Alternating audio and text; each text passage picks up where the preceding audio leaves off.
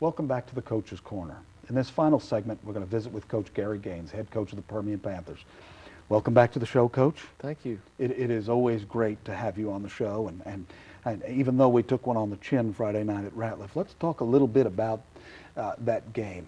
First, I think you have to congratulate Midland High. They played really well.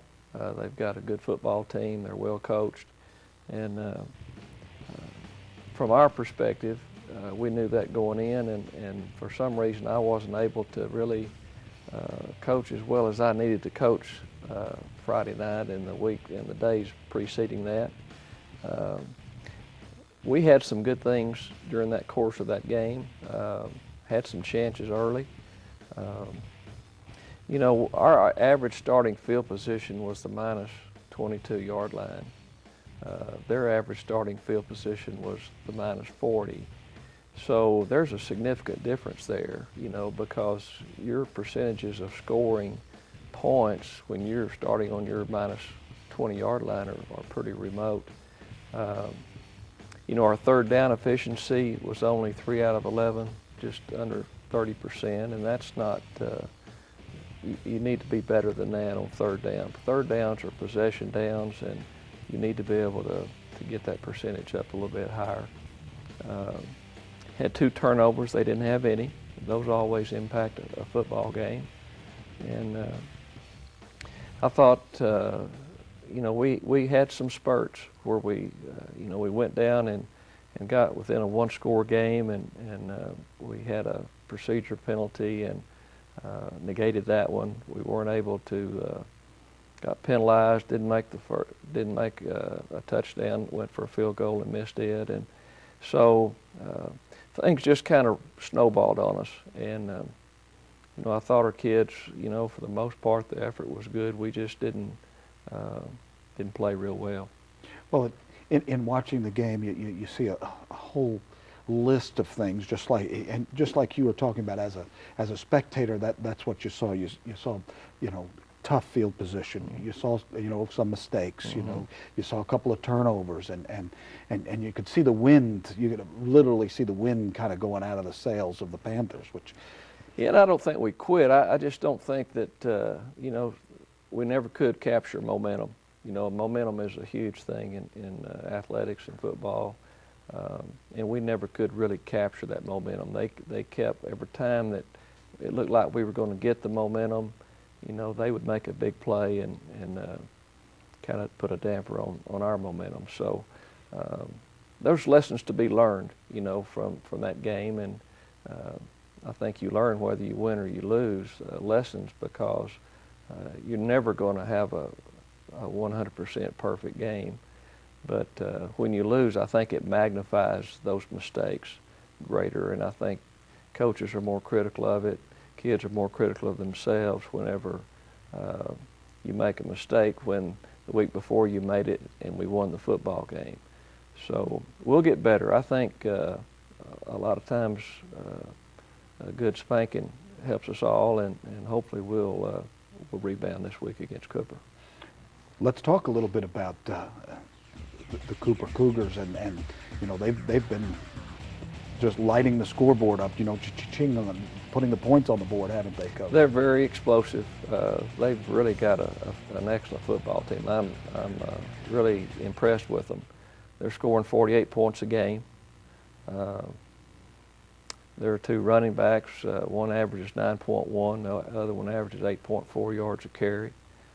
Nicholas, their quarterback, is thrown for, I think, 17 touchdown passes, 1,600 yards, and he's just a junior.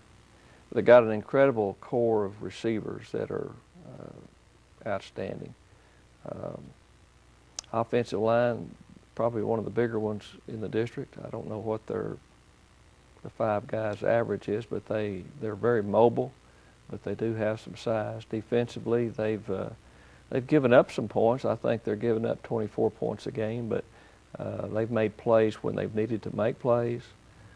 The game last week with Midland Lee was just from, if you'd been a spectator and weren't partial to either team, you would have really enjoyed watching it. It was when you look at it on tape, it was really a seesaw game. Middle and Lee played really well. They are so explosive. They don't take many plays to get down the field. It's incredible. They're kind of a spread type team, but they'll also put two backs back there with three wide receivers, and the two running backs. You know, they can hurt you. They can hurt you with the pass. They can hurt you with the run. And you know, if they were one-dimensional, it would help us from a defensive standpoint of how to go about attacking it. But you've got to be kind of on your toes for both pass and run, because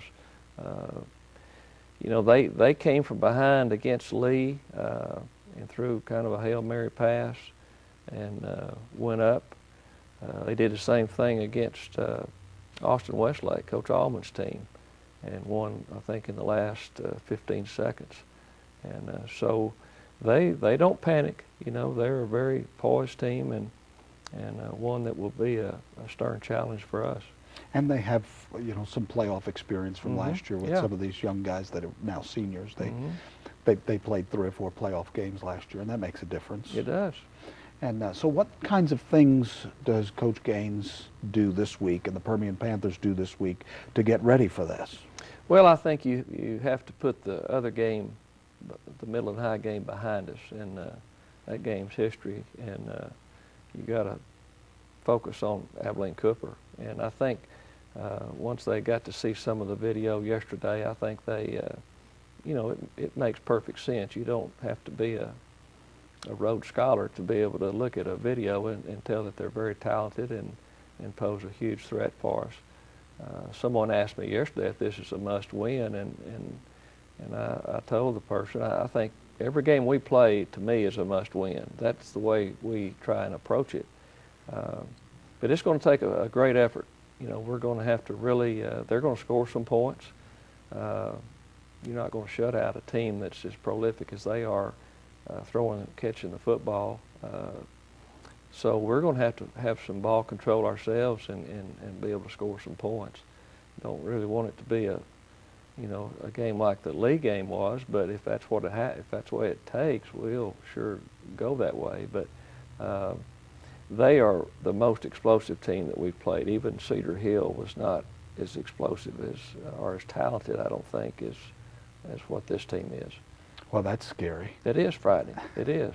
I mean, they're good, and we need to elevate our play, and that's what our focus has been on this week, is to elevate our play, and let's see some significant improvement this week in practice. Well, we know that the Permian Panthers can step up to the challenges that come before them, and we know that you'll have them ready. Coach, is there anything about the program or the state of the district that you wanted to share with us? Well, I think it's exactly what everybody thought it was going to be. You know, that it was going to be top to bottom a very competitive district race, and I think it's neat that all these schools are back in with us. Wish that San Angelo was with us, but I think it rekindles a lot of old-time sentimentality, whatever you want to call it, and it's good. And it's been one of these deals this year where every team that you play has an opportunity to win if you don't play extremely well.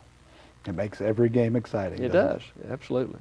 And isn't it funny, as a coach, you never know how that game is going to turn.